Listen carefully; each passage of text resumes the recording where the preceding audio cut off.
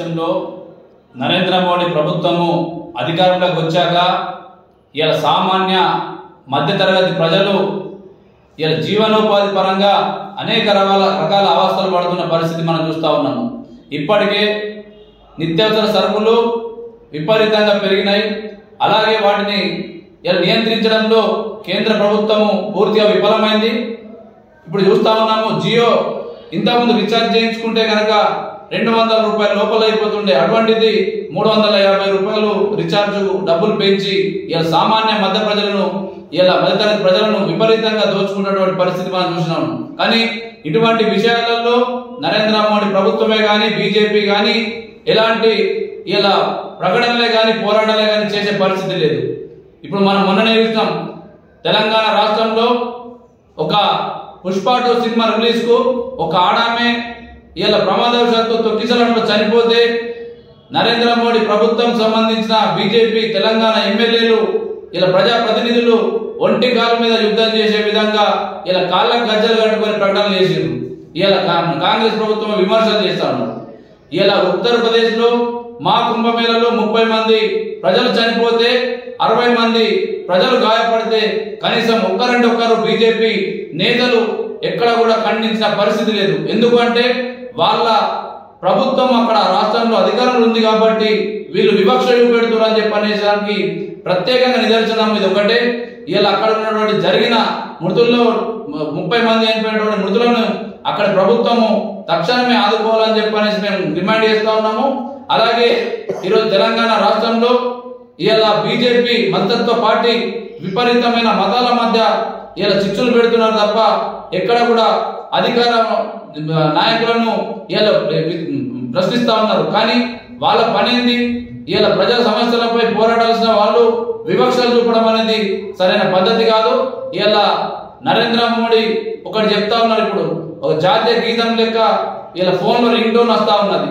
ఇలా సైబర్ నేరగాలను నియంత్రించడంలో ఇలా మీరే కాపాడుకోవాలని చెప్తా ఉన్నాము. ఇలా నరేంద్ర మోడీ గారిని ఒకటి అడుగుతా ఉన్నాము, ఈ సైబర్ నేరగాలని నువ్వు కట్టడి చేయలేనటువంటి పరిస్థితులను నువ్వు ఉన్నావంటే ఈ దేశాన్ని ఏ రకంగా కట్టడి చేస్తావని చెప్పని మేము ఈ సందర్భంగా ప్రశ్నిస్తా ఉన్నాము. ఇలా ఆపరేషన్ కగార్ పేరుతోని ఛత్తీస్గఢ్ రాష్ట్రంలో ఎక్కడ కూడా ప్రజలకు హాని చేయనటువంటి మావోయిస్టులను ఊచకొత కోస్తూ ఇలా దేశ సైన్యాన్ని అలా దింపి సిఆర్ఎఫ్ బలాలను ఇలా దాదాపు వాళ్ళ మీదకి యుద్ధం ప్రకటించే పరిస్థితి మనం చూస్తా ఉన్నాం.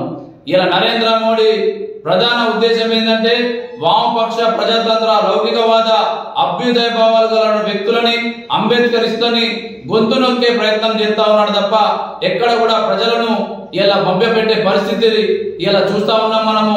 నరేంద్ర మోడీ గారిని కానీ బీజేపీ ప్రభుత్వాన్ని కానీ ఇలా రానున్న ఎన్నికలలో గద్దెదించకపోతే ఇంకా ఇటువంటిది ప్రశ్నించే తత్వాన్ని కూడా కోల్పోవాల్సిన పరిస్థితి మనకు దాపురిస్తా అని చెప్పి సందర్భంగా చెప్తూ ఇలా ఆపరేషన్ కగార్ పేరుతోని మావోయిస్టులను ఉచ్చకోవడం అనేది సరైన పద్ధతి కాదు. తక్షణమే ఆపరేషన్ కగార్ సంబంధించి మానుకోవాలా.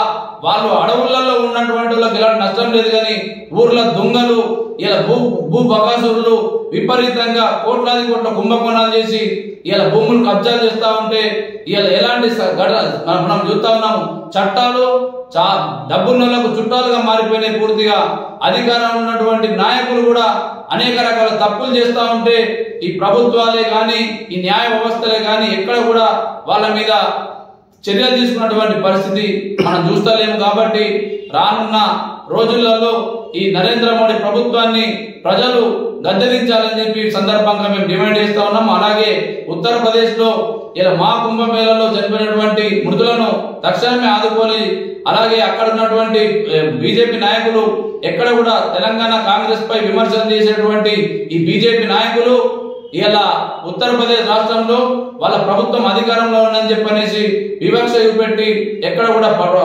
కనీసం ఖండించిన పరిస్థితి మనం చూస్తలేం. కాబట్టి ఇలా బీజేపీ మద్దతు పార్టీకి ఇలా గద్దె దించే పరిస్థితి ఇలా ప్రజలు ముందు సిద్ధంగా ఉన్నారని చెప్పి మేము సందర్భంగా హెచ్చరిస్తాము.